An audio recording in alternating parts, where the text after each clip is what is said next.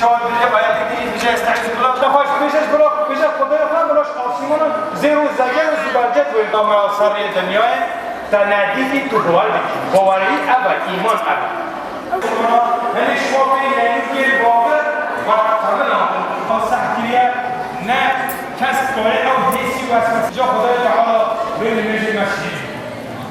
خدای تعالی مدارم میشه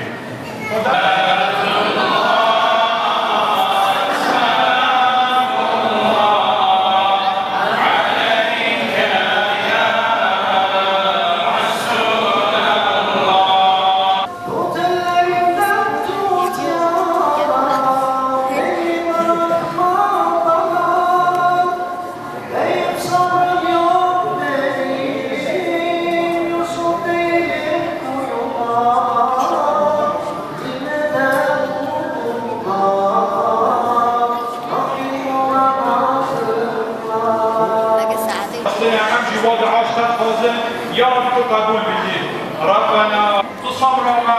شكرنا نعمتنا إيماننا بما نزيدك يا ربي يا مهمش ميراج ام فيكين قال المسلمانا ام نميج خو محافظه وبوي هديه محمد عليه الصلاه والسلام ام محافظه در كبن ام مؤمن مسلمان ام ببن يك وجود ام حش هفدو بكنج بو خوده ام يا هفدو ببن و ام قدس خوایی در کبن چاوا دعای خوا و براتیا خوا و ویانا خوا ام هفر یک ببن جبو رضا خوده ام بو مؤمنا دعا بکن کو نمیجا تو بکی تش گناها بده عالی که تو چونات و معراجه رب عزت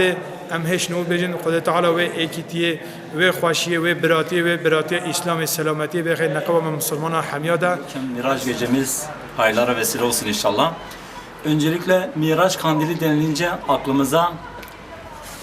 Mescid-i Aksa'nın İsrail'in